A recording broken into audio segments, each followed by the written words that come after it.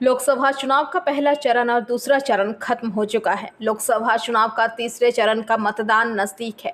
वहीं इस चुनाव के बीच तृणमूल कांग्रेस नेता कुणाल घोष को लेकर राज्य की राजनीति में हलचल मची हुई है। कुणाल घोष ने जो कहा है उससे राज्य की सत्ताधारी पार्टी काफी असहज हो गई है। जब से कुणाल घोष को पार्टी में विभिन्न पदों से हटाया गया है तब से उन्होंने कई विस्फोटक टिप्पणियां की है, कभी मीडिया के सामने तो कभी एक्स हैंडल पर। इन सब के बीच शनिवार सुबह कुणाल घोष के साथ तृणमूल कांग्रेस की आपात बैठक शुरू हुई। सूत्र के मुताबिक मीटिंग डेरेक ओब्रायन के घर के पास वाले ऑफिस में हो रही है। सूत्र के मुताबिक पार्टी तृणमूल कुणाल घोष के साथ मतभेद को चुनाव के बीच ही खत्म करना चाहती है। अब देखना यह है कि बैठक खत्म होने के बाद तृणमूल की ये बेचैनी दूर होती है या नहीं। सूत्र के मुताबिक ब्रत्य बोस आज सुबह कुणाल घोष को अपनी कार से डेरेक ओब्रायन के घर ले गए। वहां तीनों नेताओं के बैठक चल रही है। सूत्र के मुताबिक ये आपात बैठक मुख्यमंत्री ममता बनर्जी के निर्देश पर हो रही है। তার সঙ্গে বৈঠক ব্রাত্য বসুর সঙ্গে একই গাড়িতে এলেন, দেখলাম কি হলো, আপনার দুঃখ মিটলো কি? আপনি সকলে গান গেয়েছেন, এই সবের কোনো আলাদা আমি কোথায় হাত ধরে রেখেছি? আমি বারবার যেটা বলে এসেছি, আমি তৃণমূল কংগ্রেসে ছিলাম, আছি এবং থাকবো।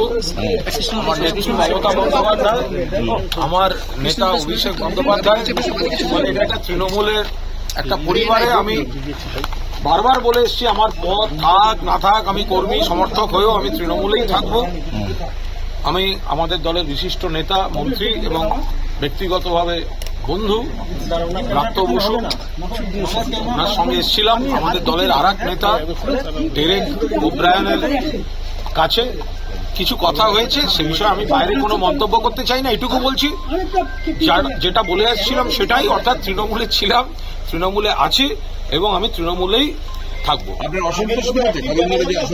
বাকি কোনো কথার আমি এখন উত্তর দেবো না, কারণ একটা দল আমাদের কিছু কথা আলোচনা যেগুলো যাই হোক সেটা একটা আলোচনার বিষয়, কিন্তু আমি তৃণমূলে ছিলাম, আছি, থাকবো। দলের মুখপাত্র হিসেবে কি দেখা যাবে আপনাকে? আমি এই বিষয়গুলো তো সব আগে উত্তর দেওয়া হয়েছে, ফলে আমি বলছি আমি দলে ছিলাম, আছি, থাকবো। আর একটু সময় দিন না, সব দেখা যে অসন্তোষ আপনার ছিল, খারাপ লাগা ছিল, সেটি কি মিটলো এখন বৈঠকের পরে? এইভাবে তো দুম করে হ্যাঁ না এগুলো না, আমি এইটুকু বলছি যে আমি তৃণমূল কংগ্রেস পরিবারের একজন গর্বিত সদস্য এবং আমার মনে হয় আমার দলও আস্থা রেখে স্নেহ রেখে আমাকে দলের সঙ্গে থাকার অধিকার।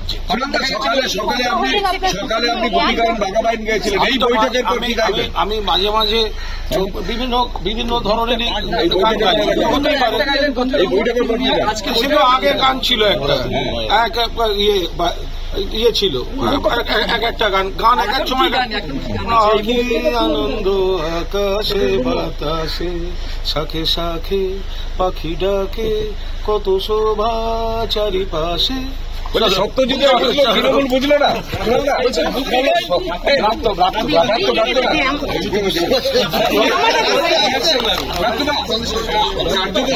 যে আপনি দূত তৃণমূলের লোক আরেকজন তৃণমূলের লোকের বাড়ি নির্বাচন নিয়ে কথা বলতে, এখানে এটার মধ্যে অস্বাভাবিকতা নেই। আর কি কথা হলো সেটা তো আমি মিডিয়ায় বলবো না, আমাদের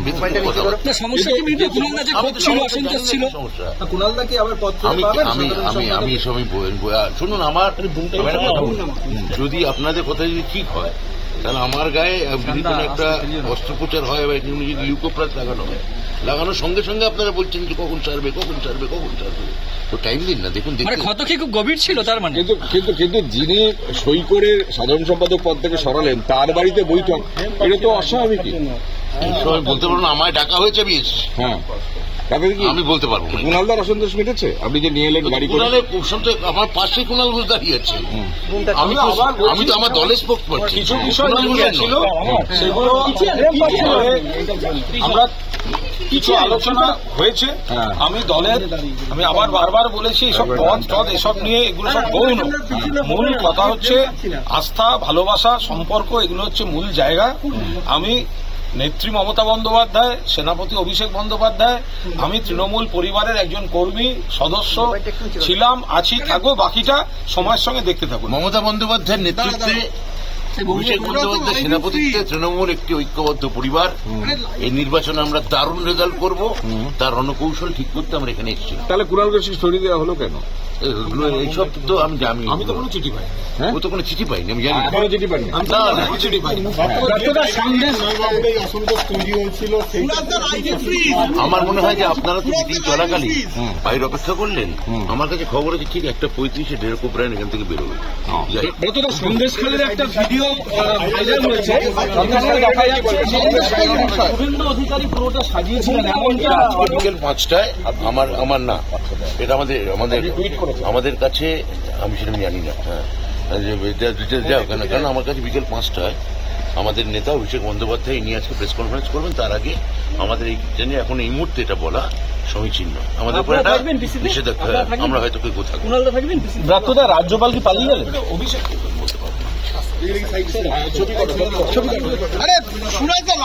ব্যুরো রিপোর্ট, PVTV নিউজ।